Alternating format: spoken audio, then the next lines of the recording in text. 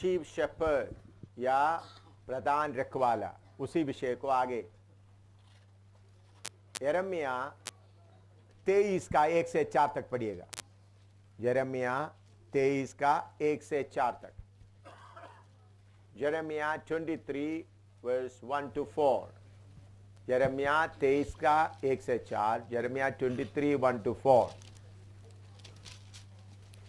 उन चरवाहों पर हाय जो मेरी चराई की भेड़ बकरियों को तितर बितर करते और उनका नाश करते हैं। यहोवा ये कहता है, इसलिए इस्राएल का परमेश्वर यहोवा अपनी प्रजा के चरवाहों से यों कहता है, तुमने मेरी भेड़ बकरियों की सुधि नहीं ली, मेरे भेड़ बकरियों की सुधि नहीं ली, वरन उनको तितर बितर किया, तितर बितर किया है और जबरन निकाल दिया है। जबरन क्या किया है? निकाल दिया है। इस कारण यहोवा की यह वाणी है कि मैं तुम्हारे बुरे कामों का दंड दूंगा।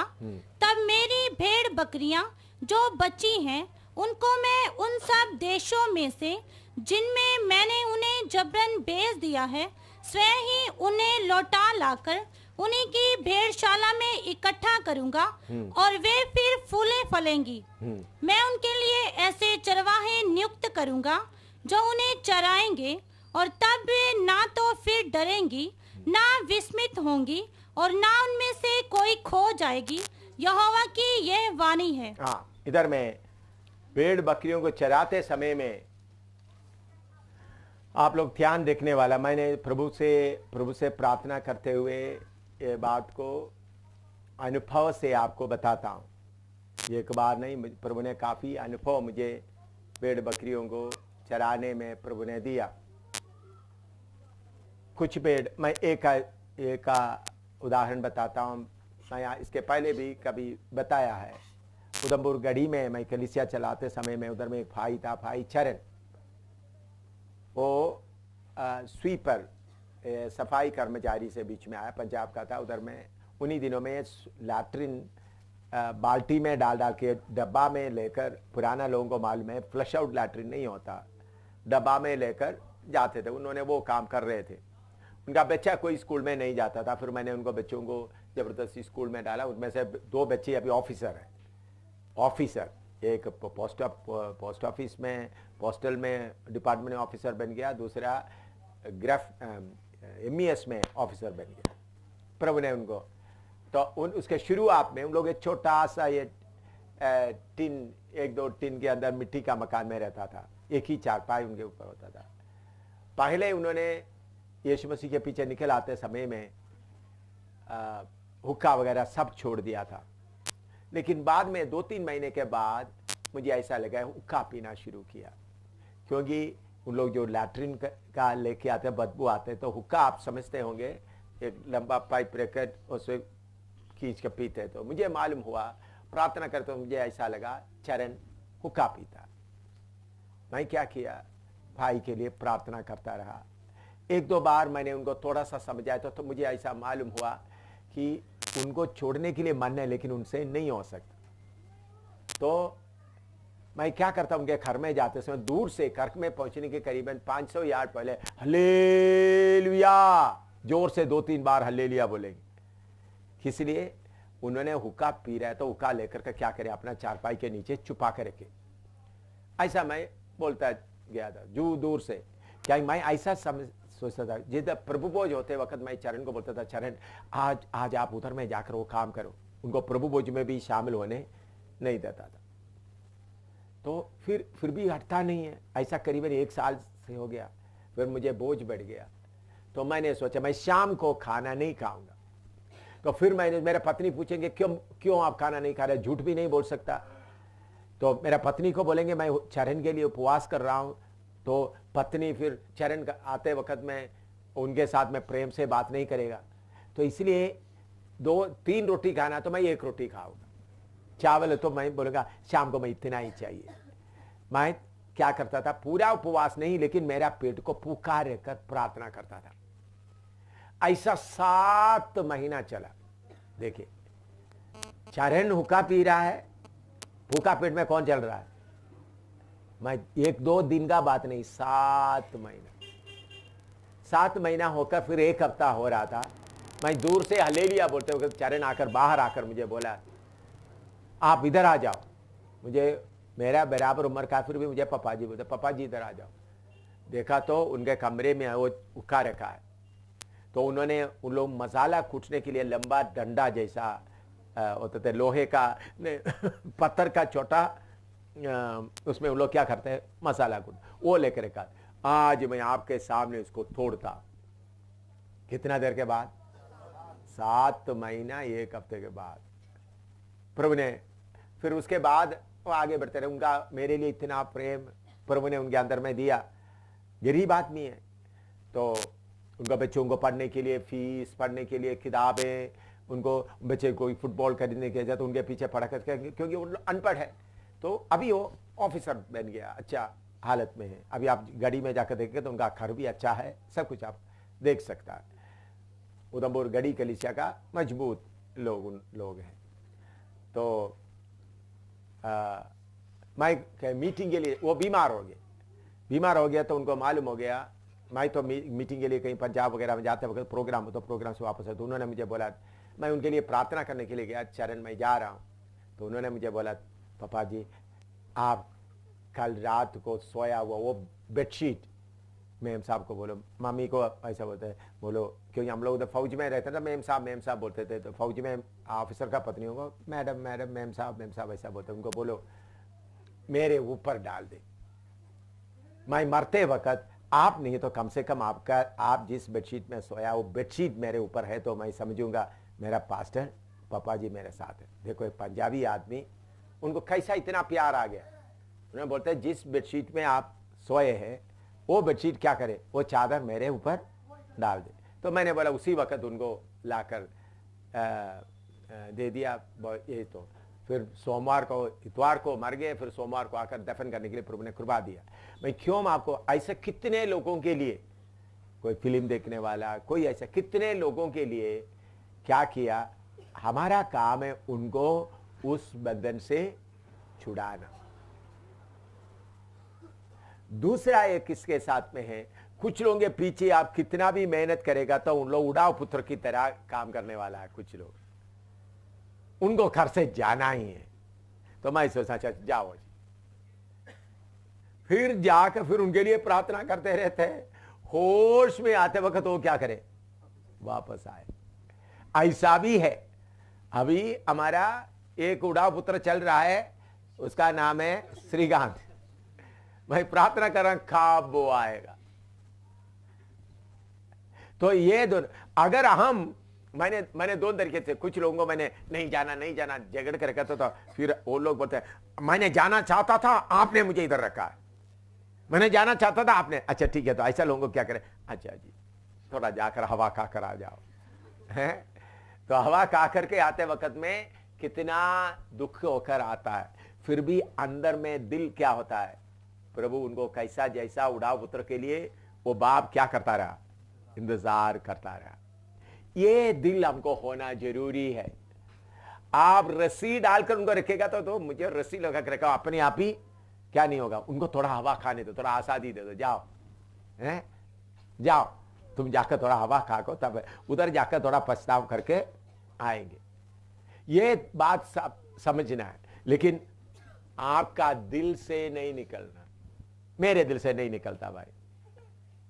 अभी वो मीना है, दूसरा उनके लिए मैं रो रहा हूं, दिल से नहीं निकल सकता। प्रभु उनको होश में ले आओ। तो ये कैसा, हमको हमारे साथ मिला हुआ भाई बहन को अपना शरीर की अंग की तरह प्यार करना है, शरीर के अंग की तरह। उनसे कुछ मिलने के लिए नहीं। उनसे क्या मिलना है, मां को अपना बच्चे से क्या मिलना है, मां बाप तो कुछ मिलने का नहीं। तो इसलिए जो पीछे हटने वाले लोगों के लिए ऐसा तितर पितर हो तो आप उनके पीछे पड़ा रहना। लेकिन कुछ लोग थोड़ा सा अपने आप को थोड़ा समझदार है, मुझे थोड़ा सा सीखने के लिए है, लेकिन किसी भेड़ को अपना नहीं बनाना, किसी पास्टर को अपना नहीं बनाना। सब किसका है, यीशु का है। मैं बोलता हूँ मेरे साथ में कितने पास्टर लोग थे, उन लोग पूछते हैं तो मैं बोलता हूँ उनका पाँव धोने के लिए प्रभु ने मुझे मौका दिया, मैं उनका पाँव धोता हूँ। अभी उन लोग अलग हो गए, उन लोग कर रहा है, उन लोग अपने सेवा कर रहा है। तो सब भेड़ किसका है? प्रभु यीशु मसीह का है। मुझे मिला हुआ क्या है? उनका सेवा करने के लिए सौभाग्य मिला है। प्रभु यीशु उनके लिए खून बहाया, मुझे प्रभु ने सौभाग्य दिया उनका गलतियों को क्या करे? धोए। पढ़े तो उसका दूसरा आयत पढ़िएगा, 23 का दूसरा आयत, यिर्मयाह 23 का दूसरा। इसलिए इस्राएल का परमेश्वर यहोवा अपनी प्रजा के चरवाहों से यूं कहता है, तुमने मेरी भेड़ बकरियों की सुधि नहीं ली, वरन उनको तितर बितर किया और जबरन निकाल दिया है। हाँ, देखिए इसमें भाई बहन पति पत्नी लोग भी इसमें से आप लोग बैठे हैं। ये एक बीमारी भी है, मैंने पहले भी बताया, बहन लोग गुस्सा होने के लिए नहीं। पत्नी लोगों को एक बीमारी है, पति कोई बहनों से बात करते वक्त तो एकदम शैतान उनका दिमाग में डालेगा, हाँ अभी मैं तो बुढ़ी हो गई, या मैं तो काली हो गई, मैं तो पुरानी हो गई, पास्टर साहब अभी नया लोगों के पीछे जाएगा। ये बीमारी जरूर पादरियों का घर में होगा। इसलिए ऐसा लोगों के लिए पहला कोरिन्थी 7 का 29 से लेकर 31 का पक्का करना। उसमें क्या है? पहला कोरिन्थी 7 का 29 से 31 पढ़ो। पहला कोरिन्थी 7 का 29 से 31 है। हाँ। हे भाइयों, मैं ये कहता हूँ कि समय कम किया गया है, इसलिए चाहिए कि जिनके पत्नी हो वे ऐसे हो मानो उनके पत्नी नहीं, और पत्नी ऐसा हो मानो उनको पत्नी नहीं, और रोने वाले ऐसे हो मानो रोते नहीं, और आनंद करने वाले ऐसे हो मानो आनंद नहीं करते, और मोल लेने वाले ऐसे हो मानो उनके पास कुछ है ही नहीं। हाँ, कुछ पास्टर लोग, कुछ बहन लोग भी अपना पत्नी को, घर में कोई झगड़ा नहीं होना इसलिए क्या करते हैं, चलो आपको अच्छी तरह सुनना, आपको पत्नी आपको उनके साथ तुम उनसे बात करना अच्छा नहीं लगता तो मैं उनसे क्या नहीं करूंगा, बात नहीं करूंगा। फिर पास्टर के अंदर बोझ रहता है तो फिर गुप्त में बात करना शुरू करेगा। गुप्त में बात करते वक्त खतरा भी आता है। गुप्त में बात करते वक्त उल्टा बात भी दिमाग में आ सकता है। मेरी बात समझ में आ रहा है? पत्नी झगड़ा करना शुरू करेगा, वो पत्नी का मुंह बैठा, दो बहन आया उनके साथ ही बातें करके बैठा हुआ है, तो फिर उनका मुंह गुस्सा हो गया, बर्तन फेंकना शुरू हो गया है, बच्चे को मारना शुरू करा, बच्चा रोए हैं, क्या करते हैं? पति का गुस्सा किसके ऊपर है? बच्चे के ऊपर, बच्चा रोना शुरू कर दे, ऐसा करेंगे तो फिर पति को मालूम होगा वो इनको गुप्त में इनको समझाना होगा।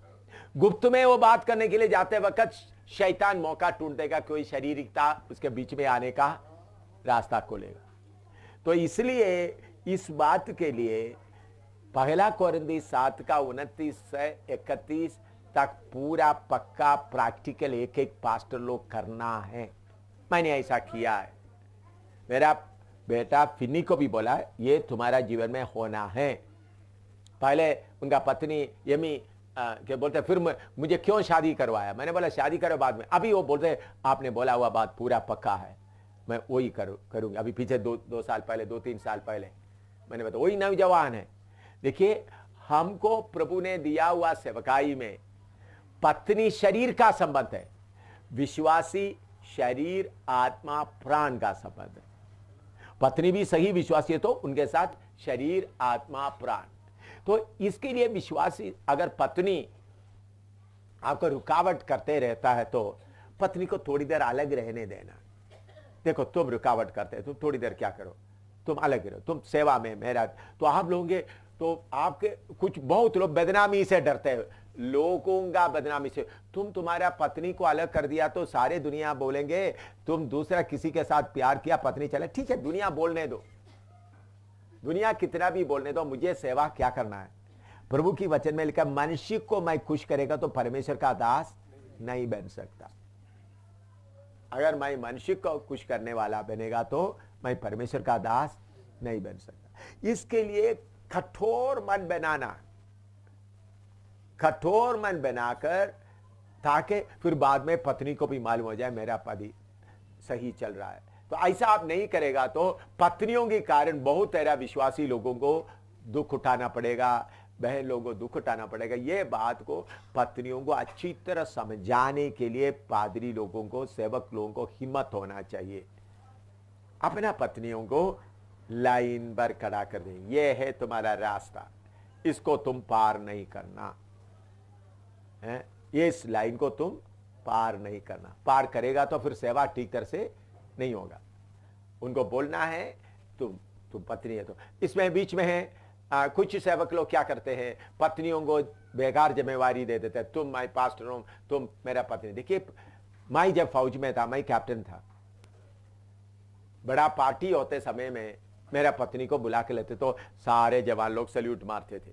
मेरा पत्नी को कितने बार लोग क्या करेगा, मुझे सैल्यूट मारेगा तो मेरा पत्नी को भी क्या करेगा, सैल्यूट मारेगा। तो लेकिन मेरा पत्नी एक बार भी मेरा कुर्सी में ऑफिस में एक बार भी बैठा नहीं। मेरा जवान होगा या मेरे ऑफिस का कोई काम उनको मालूम नहीं, कोई खेल है, कोई खाना है, उसको जाएंगे तो उन लोग सैल्यूट मारेंगे, लेकिन उनको क्या नहीं है, ऑफिस ड्यूटी उनके पत्नी के कंधे पर स्टार नहीं लगा है। तो आपकी पत्नी को सेवा के लिए तैयार करो।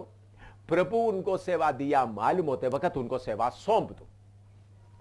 उनको तैयार करना आपका काम है सेवा के, लेकिन तैयार होने के पहले आप उनको सेवा सौंप देगा तो वो क्या करेंगे, गड़बड़ करेगा। तो प्रार्थना करना है, मेरा पत्नी को मैंने ऐसा तैयार किया, तैयार करके सेवा उनको सौंप दिया। इसी मुताबिक अपने पत्नियों को तैयार करने तक उनको बोलना तुम्हारा काम खाना बनाना है, कपड़ा धोना है, फिर वो तैयार हो गई। तो अभी आप में से कुछ लोग सेवा के लिए समर्पण किया हुआ लड़कियों के साथ शादी हुआ, सेवा के लिए समर्पण किया हुआ, तो सेवा के लिए समर्पण किया हुआ लड़की समझकर उनको आपको चलाने नहीं देना। हाँ, तो आप कुछ लोग क्या सोचेंगे, जब मेरा पत्नी को ज्यादा ट्रेनिंग है, ज्यादा वचन मालूम है, वो चलाए मैं दे। ऐसा नहीं होना। आप सिर बनकर रहना, आप बोलना ठीक है ये सेवा आप करें, ये सेवा आप करें। तो ऐसा नहीं करेगा तो फिर क्या होगा, गड़बड़ ज्यादा होगा। तो कलीसिया को संभालने के लिए एक एक बेड़ को तितर पितर होने नहीं देना,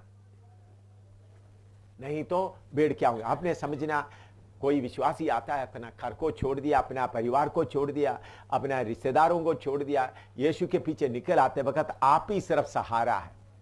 आप सहारा नहीं देंगे तो वो क्या हो जाएंगे, उदास होकर गिरेंगे। तो इसलिए अपना पत्नियों से पूरा प्रेम रखते हुए शक्ति से चले। ये देख पत्नी साहब, तुम्हारा लाइन यहां तक है, इसको आगे तुम पार नहीं करो। फिर उनको ट्रेनिंग करो, ट्रेनिंग करके देखो ये सेवा तुम करो, ये सेवा तुम करो। अभी देखो मेरा पत्नी केरला, अभी दिल्ली में सेवा कर रहे, कितना जगह। अभी मैंने बोला, इस बार बोला प्रभु आपको तंदुरुस्ती देगा, तो अमेरिका में भी आया, तो अमेरिका में भी मैं जिधर जिधर गया उधर में प्रचार करने के लिए मौका दिया, फिलीपींस में भी प्रचार करने के मौका दिया, केरला में भी जगह जगह में प्रचार करने के लिए मौका दिया। अभी मैंने बोला, अभी केरला में अभी जाते वक्त आप ज्यादा प्रचार करना है। मैंने बोला आप अभी प्रभु का मर्जी है तो बहनों को ज्यादा, पास्टरों का पत्नियों को सिखाना है। पहला कोरिन्थी 7 का 29 से 31 तक का अनुभव मैं कर रहा हूं करके। अभी जो मैं दिल्ली में गए, मैं उनको बताया, अम्मी आपका काम है, आपका मुंह से पहला कोरिन्थी 7 का 29 से 31 का मीठापन कितना है, ऐसा रहने से क्या होता है करके लोगों को बताना। तो मैंने बोला आपको अभी मरने का समय नहीं आया, आप अभी ये काम केरला में भी आप प्रचार करना है। पहला कोरिन्थी 7 का 29 से 31 क्या है, जो शादी किया ऐसा हो, शादी नहीं किया है, ऐसा रहना है। कलीसिया में पति पत्नी का बात नहीं आना, पत्नी भी एक दासी है, ऐसा पत्नी का हक से नहीं। तो ऐसा नहीं चलेगा तो कलीसिया विश्वासी क्या हो जाएगा, तितर बितर होगा। पत्नी आपको देखकर खुश नहीं पाए, गुस्सा कर रहे तो पत्नी साहब ठीक है आप थोड़ी देर अलग रहो, दूर रहो, दूर रहो। अब देखो, तुमको मैं सेवा में तुमको रुकावट करने मैं नहीं दूंगा। तुमको खुश करने के लिए मैंने प्रभु की सेवा में नहीं आया, तुमको खुश करने के लिए मैंने शादी नहीं किया। मैं यीशु की सेवा करना है, यीशु की सेवा करना है। उस समय कुछ पदी लोग भी ऐसा हो सकता है, उनको सेवा के बोझ नहीं है कि पत्नी को कहीं सेवा में जाने नहीं देता। पत्नी को क्या करता है, तो उनको बोलना, साहब जी इधर बैठो, बर्तन मांजो, मैं सेवा के लिए जा रहा हूं। कुछ पदी लोग ऐसा है, कौन सा है जो आपको मतलब बैल की तरह, बैल क्या बोलता है जो गाय के लिए ले आता है, उसको क्या बोलते हैं, हाँ सांड की तरह वो रहता है। उनको पत्नियों को सेवा करने दे, उनको बोलना तुम इधर रहो, मैं जा रहा हूं सेवा के लिए, ऐसा बोलना। कुछ लोग ऐसा पक्का बोलने के लिए भी मुझे शर्म नहीं है, क्योंकि आखिरी समय आया। तो कुछ तो पत्नी को सेवा के लिए छोड़ेगा नहीं, बस इधर आते थे, पहले तुम सांड पहनकर पड़ा हुआ है, इधर में पड़ा रहो, मैं जा रहा हूं सेवा के लिए, मुझे यीशु की सेवा करना है। ऐसा पत्नी लोग भी अपने आप को स्ट्रिक्ट करना है। संयम मैरिड लोगों के लिए है, शादी किया हुआ लोगों के लिए संयम, बाकी लोगों को संयम नहीं करना।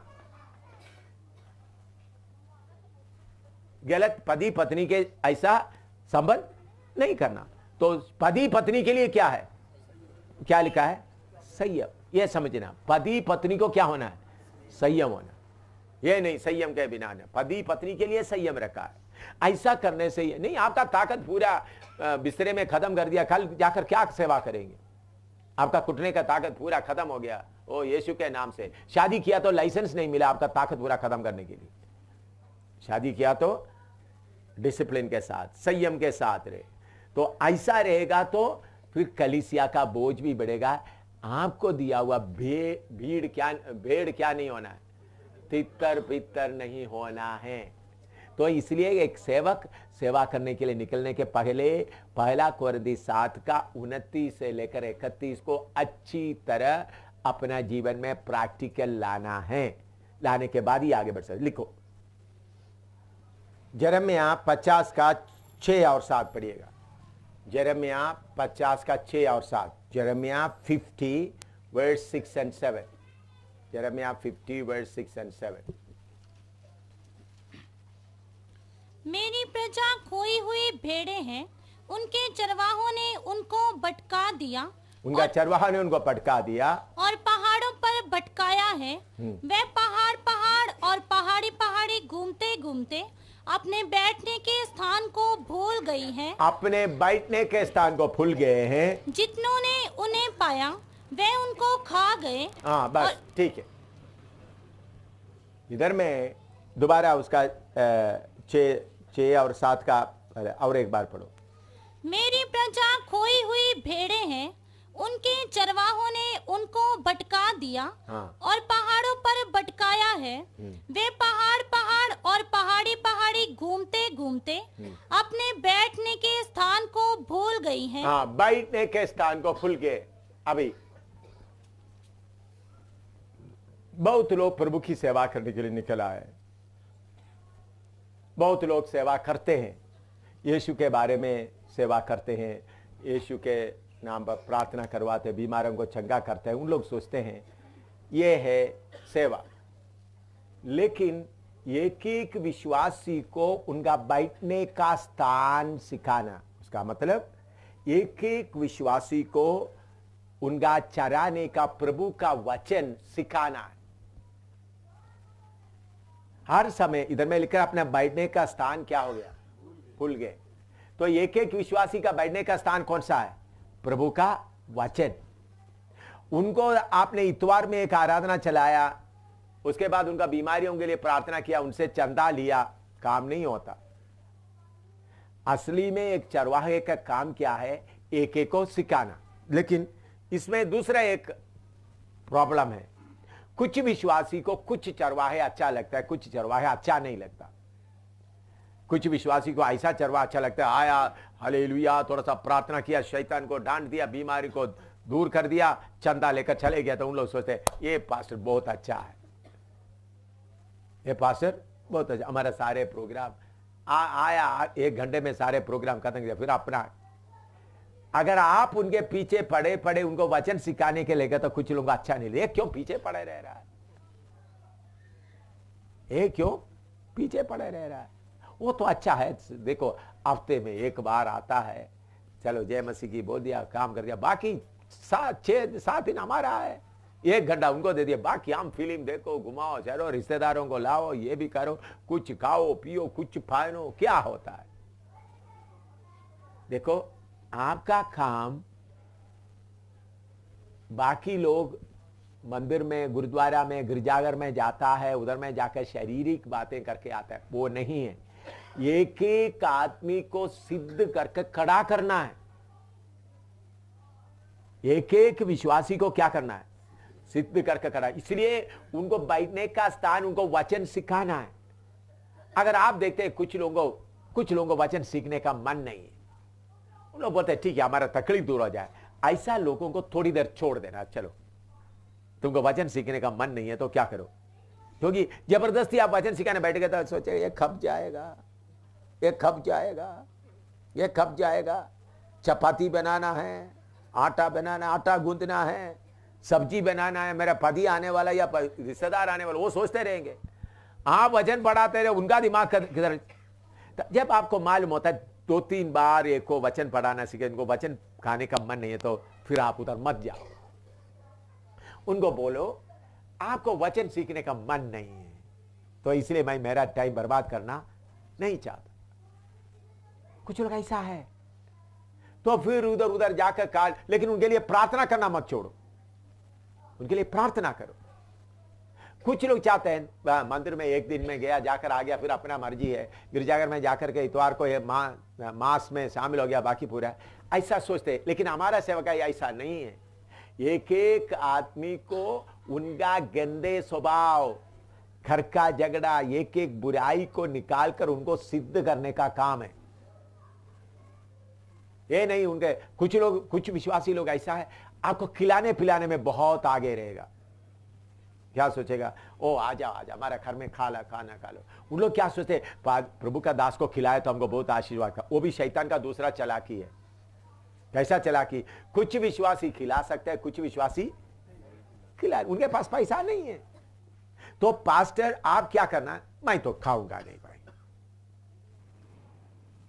मैं आपके घर में क्या नहीं करूंगा। वो कितना भी बड़ा जबरदस्ती करे, कितना भी खाने के लिए बुलाए, क्योंकि कुछ लोग खाना खिला सकता है। तो कुछ विश्वासी अमीर है, कुछ लोग गरीब है। क्यों? अमीर विश्वासी आपको अच्छी तरह से अंडा, मीट वगैरह सब खिला दिया, या क्या क्या वेजिटेरियन जो अच्छा खाना खिलाया, खीर वगैरह, पनीर वगैरह खिलाया।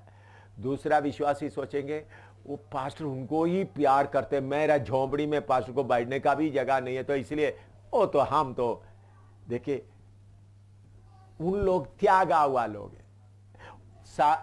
जो लोग सोसाइटी त्यागा है, नीचा समझते हैं, आपके पास आने से उनको समझ रहे मुझे पालने के लिए कोई जगह। आपको मालूम है ये दरिवाल और बाकी बड़ा बड़ा कन्वेंशन में मैंने पास्टरों को बोला है, बड़े बड़े मोटे मोटे पढ़े लिखे लोग जूता का रखवाली करना।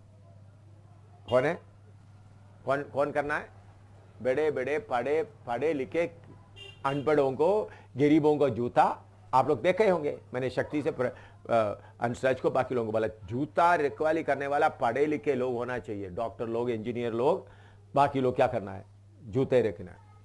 डॉक्टर लोग, हम ऐसा नहीं, कोई डॉक्टर लोग होते, कोई इंजीनियर या पढ़े कहते, तो मैं उनको उल्टा उनको बोला कुट्टा में रगड़ो, इधर घुटना में चलाओ। क्योंकि जिसको सोसाइटी त्यागा है, बाकी लोग त्यागा गए, कलीसिया में उनको आदर मिलना चाहिए। उधमपुर में प्रजा कहते हो, फास्ट पीएम फिलिप केरला से आए।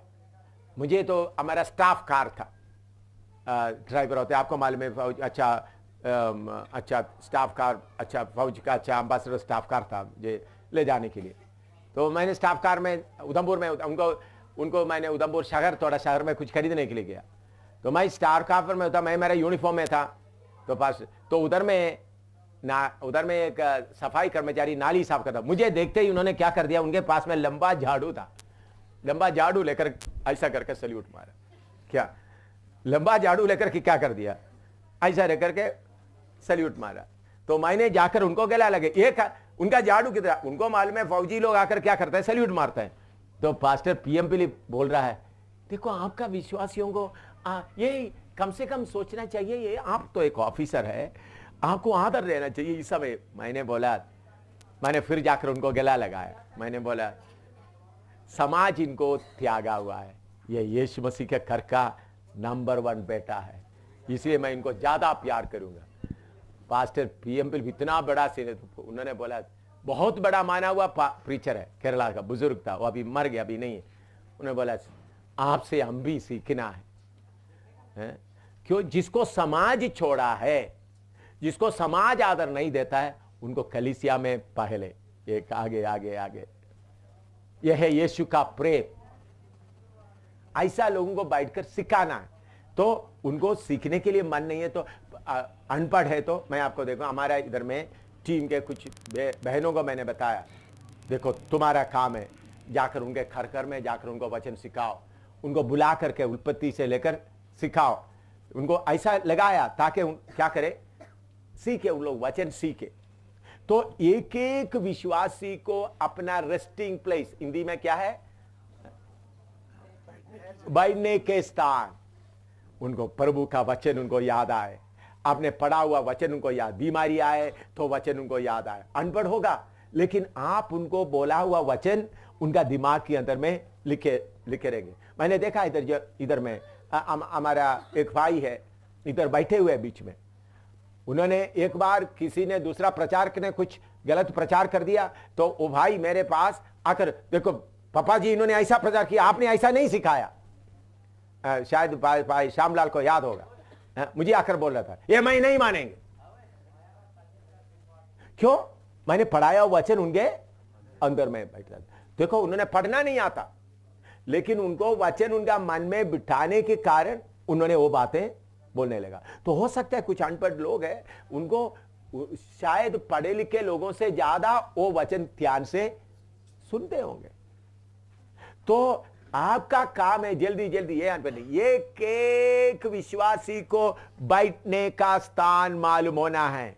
किधर में मैं बैठूं, किधर बैठना है, यीशु मसीह का वचन, उस वचन में बैठे। उस वचन में बैठेगा तो बीमारी आए, तकलीफ आए, परेशानी आए तो उनको तसल्ली मिल जाएगा। वो वचन बार बार उनको बोलता रहेगा। इसके लिए टाइम निकालना है, टाइम निकाल के, ये नहीं जल्दी जल्दी बचाओ बचाओ बचाओ, उधर में कलीसिया बना, ऐसा नहीं, एक एक को सिद्ध करना। देखिए मैं क्या, प्रभु यीशु मसीह सेवा करते हुए कितने लोगों को तैयार किया प्रभु यीशु, बोलो 3.5 साल का प्रभु की सेवा में कितने लोगों को तैयार हुआ प्रभु? 12 में से एक भी क्या हो गया, चले गया। तो मैं आपको यह नहीं बोलता आपने कितने बड़े बड़े काम किया, नहीं, थोड़ा मिले, उनको सिखाए, उनको वचन में खड़ा करे, फिर आप उनके बीच में से और लोग जाए। ये नहीं भीड़ इकट्ठा करें। देखो आप लोग, बहुत पास्टर लोगों को ये बीमारी, हमारा पास्टरों का भी नहीं है, बहुत मेरा, हमारा भीड़ 100 हो जाए, फिर उसके बाद 200 हो जाए, उसके बाद 300 हो जाए, 500 हो जाए, ऐसा नहीं। देखिए इब्रानी 13 का 17 थोड़ा पढ़े, इब्रानी 13 का 17।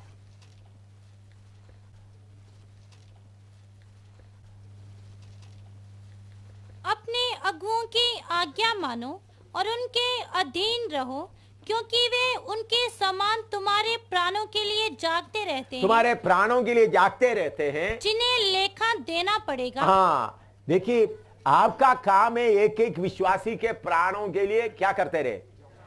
विश्वासी कोई कपड़ा धोने के, कोई कपड़ा का बिजनेस के लिए जा रहा है, कोई नौकरी करने के लिए जा रहा है, कोई सफाई कर्मचारी है, चाहे कोई भी हो, उनका लेखा देना है।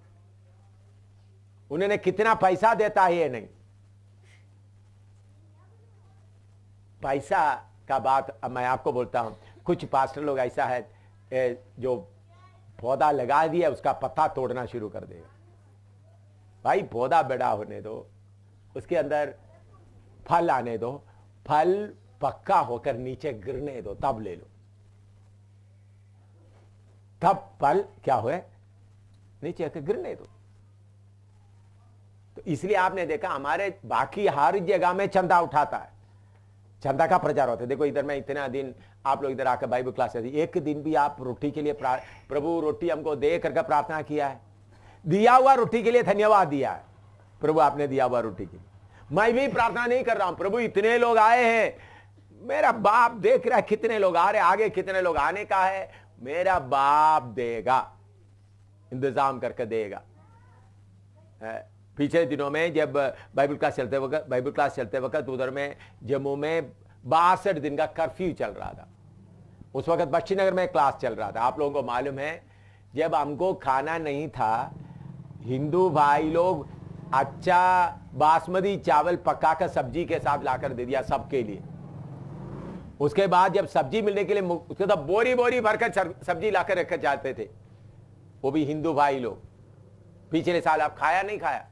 आप लोग देखा है, इन लोग कुछ देखा है? हाँ, जितने लोग देखा है थोड़ा हाथ खड़ा करो। हाँ ठीक है? हाँ, प्रभु का धन्यवाद हो। तो जम्मू शहर में कर्फ्यू चल रहा है, फिर भी बख्शीनगर का लोग खाना खा रहे थे और सब्जी खा रहे थे, क्योंकि हमारा बाप जिंदा है, हमारा बाप हमको सब कुछ देने वाला है।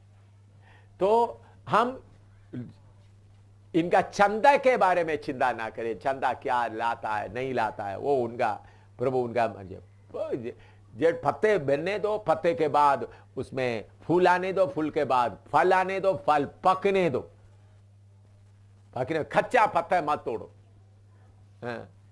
फल गिरने दो। ऐसा हालत में ऐसा चलना है। तो आपका काम है एक एक विश्वासी को बैठने का स्थान, उनका बैठने का स्थान, एक एक विश्वासी। घर में समस्या आ गए, एकदम मोबाइल लेके पास्टर जी जल्दी आओ, नहीं, पास्टर को बुलाने के पहले पति पत्नी बच्चे बैठकर चलो हम वचन देखेंगे, या वचन को दिया प्रभु ने लिया हुआ वचन आपस में याद करेंगे। हालेलुया। तो पास्टर को बताएंगे पास्टर हमारे इधर में समस्या हो रहा है, हम मिलकर प्रार्थना कर रहा है। ऐसा उनको बोलने का था, एक एक को बैठने का स्थान, तुम इधर बैठना है, इधर तुमको भोजन मिलेगा, इधर तुमको पानी मिलेगा, इधर तुम्हारा सारे समस्या हल हो जाएगा। ये नहीं एकदम आपके पास आए, उधर बैठने का स्थान, एक एक को, पढ़े लिखे अनपढ़ सबको। अभी तो पढ़े लिखे ज्यादा है, पौलुस पत्रोस वगैरह सेवा करते वक्त ज्यादातर लोग कौन था? अनपढ़। स्कूल ही नहीं था, किताब ही इसी मुताबिक बाइबल वगैरह नहीं था, छपा कुछ नहीं था। आप थोड़ा सोचे, पौलुस के समय में, पत्रोस के समय में इसी मुताबिक नोटबुक नहीं था, बोर्ड नहीं था, इसी मुताबिक कोई लिखाई पढ़ाई नहीं होता था, प्रेस भी नहीं होता था, प्रिंटिंग वगैरह नहीं होता था। फिर भी उन लोगों को सिद्ध कर दिया। तो हमारे पास इतना सब कुछ मिल गया है, कितना स्कूल खुल गया है, कितने लोगों को पढ़ने आता है, तो हम कितना जल्दी लोगों को क्या करना है? सिद्ध करना है। लिखो, अरे को बैठने का जगह समझाना है।